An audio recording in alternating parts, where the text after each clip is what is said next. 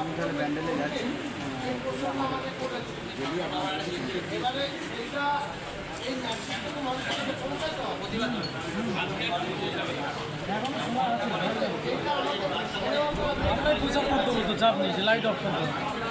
ফুরফুরা শরীফ বাংলার মানুষের একটা সেন্টিমেন্ট।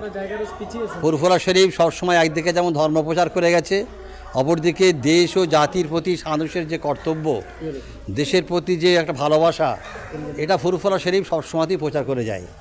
তাই আজ ফুরফুরা শরীফের একাধিক পীরজাদের উপস্থিতিতে বাংলার বিভিন্ন সংগঠন যারা এ রাজ্যের শান্তি শৃঙ্খলা বজায় রাখার ক্ষেত্রে, দেশের গণতন্ত্র সংবিধানকে বজায় রাখার ক্ষেত্রে লড়াই করে আসছে, তারা সকলেই আজ একত্রিত হয়ে ফুরফুরা শরীফের যে আলোচনা হলো যে ওয়াকফের কালা কানুনকে বাতিলের জন্য সারা রাজ্য জুড়ে যে সমাবেশ চলছে, শান্তি শৃঙ্খলা বজায় রেখে আগামী দিনেও এই শান্তি শৃঙ্খলা বজায় রেখে এই সমাবেশ কন্টিনিউ করতে হবে।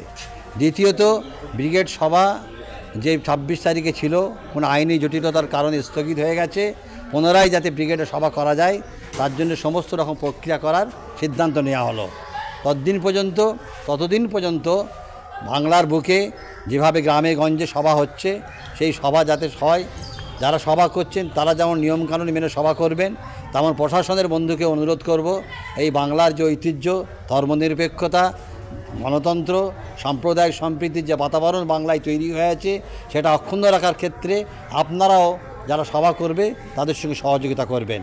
আজ ফুরফুরা থেকে এটাই বার্তা হলো যে যতদিন পর্যন্ত ওয়াকফের কালা কানুন বাতিল না হচ্ছে, ভারতবর্ষের এই 30 কোটি মানুষের সাথে পশ্চিমবাংলার 3.5 কোটি মুসলিম সম্প্রদায় সহ বিভিন্ন ধর্মের, বিভিন্ন বর্ণের, বিভিন্ন মতের মানুষকেও আমরা বারবার আহ্বান জানাচ্ছি যে আন্দোলন মুসলমানদের শুধু অস্তিত্ব বাঁচানোর আন্দোলন নয়, মুসলমানদের শুধু ওয়াকফ সম্পত্তি বাঁচানোর আন্দোলন নয়, এর সাথে ভারতের সংবিধান জড়িয়ে আছে, ভারতের গণতন্ত্র জড়িয়ে আছে।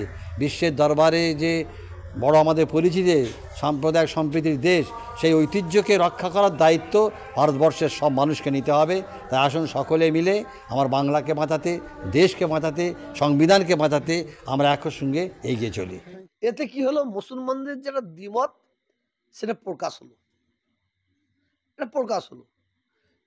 দ্বিতীয় পবিত্র বিশ্বস্ত ভূমি ফুরফুরা শরীফ, সেই ফুরফুরা শরীফে বর্তমান একাধিক সম্মানীয় পীর জাদাখানের উপস্থিতিতে বাংলার বহু গুরুত্বপূর্ণ সংগঠনের নেতৃত্বের উপস্থিতিতে সারা রাজ্যের মানুষকে ফুরফুরা শরীফ থেকে এই বার্তায় দেওয়া হলো যে ওয়াকফের কালা কানুন বাতিলের জন্য যে আন্দোলনের ঢেউ উঠেছে, সেই ঢেউকে আপনারা গ্রামে গঞ্জে অব্যাহত রাখবেন। ব্রিগেড সভা আইনি জটিলতার কারণে স্থগিত হয়ে গেছে, তার মানে শেষ হয়ে যায়নি। বাংলার মানুষের এই ওয়াকফ আইনের যে কালা কানুনকে বাঁচানোর সাথে সাথে দেশকে বাঁচানো, সংবিধানকে বাঁচানো, গণতন্ত্রকে বাঁচানো যে আন্দোলন, সে আন্দোলন কখনো থেমে যাবে না। তাই আপনারা যেভাবে আন্দোলন চালিয়ে যাচ্ছে, শান্তির সাথে শৃঙ্খলার সাথে দেশের নিয়ম কানুনকে মেনে প্রশাসনের সঙ্গে সহযোগিতা করে এই আইন লড়াই চলবে। এবং আমাদের আজকের সবার সিদ্ধান্ত অনুযায়ী যা ঘোষণা আপনারা শুনেছেন, সেইভাবেই ব্রিগেড সভা যাতে সফলতার সাথে আমরা পৌঁছাতে পারি, তার প্রক্রিয়া আবার আজ থেকে শুরু হলো। বাংলার মানুষ আপনারা এগিয়ে চলুন, ইনশাআল্লাহ অন্যায়ের বিরুদ্ধে ন্যায়কে প্রতিষ্ঠা করার জন্য, দেশকে বাঁচানোর জন্য, ভারতবর্ষের 130 কোটি মানুষের অধিকার মর্যাদা তাকে বাঁচিয়ে রাখার জন্য এই বাংলার বুকে যে লড়াই শুরু হয়েছে, ভারতের বুকে যে লড়াই শুরু হয়েছে, সেই লড়াই ইনশাল্লাহ আমরা সাফল্যের শীর্ষে পৌঁছাবো, তাতে কোনো সন্দেহ নেই। শুধু ধৈর্যের পরীক্ষা আমাদের নিতে হচ্ছে, এই ধৈর্যের পরীক্ষায় আপনারা কেউ নিজেকে হারিয়ে ফেলবেন না। এতটুকুই আজকের সভা থেকে আমাদের মূল বক্তব্য উঠে। ঠিক আছে।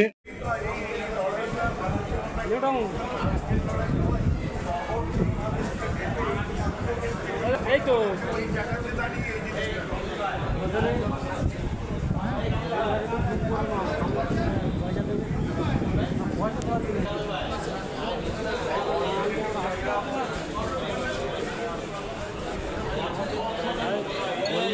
আমরা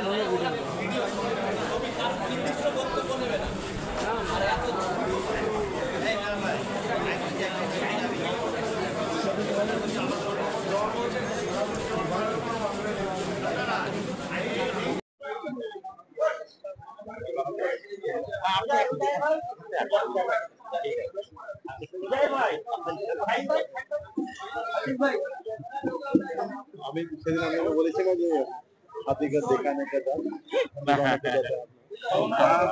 সুগার আরো কিছু চেয়ার লম্বা করে দিলে হয় না? আরো কিছু চেয়ার গোল করে কিছু চেয়ার দিয়ে দেন না।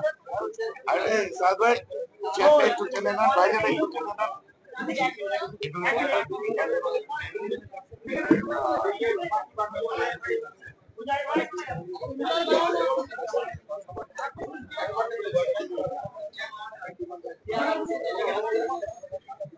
আরো কিছু চেয়ার হবে, চেয়ার বাকি একটা চেয়ার দরকার।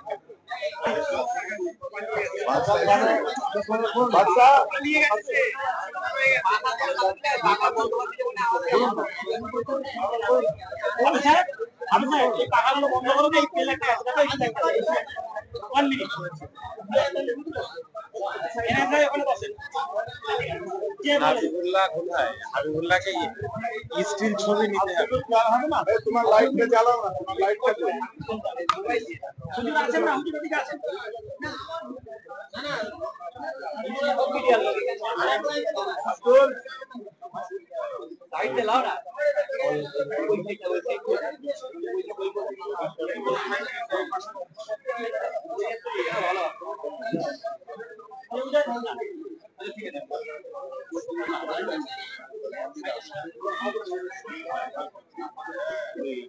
সব অঙ্ক যাবো না, সব অঙ্ক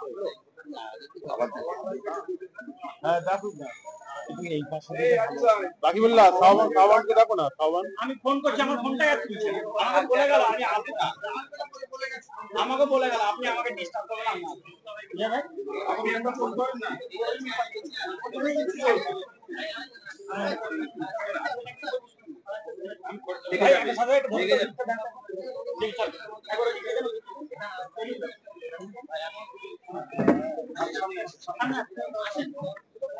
ये কোথায়? ওখানটা উজায় কেনেন, উজায় আছে, উজায় কে হয়তো গিয়েছে। হ্যাঁ বললা স্টিল ফটো তুলো কিন্তু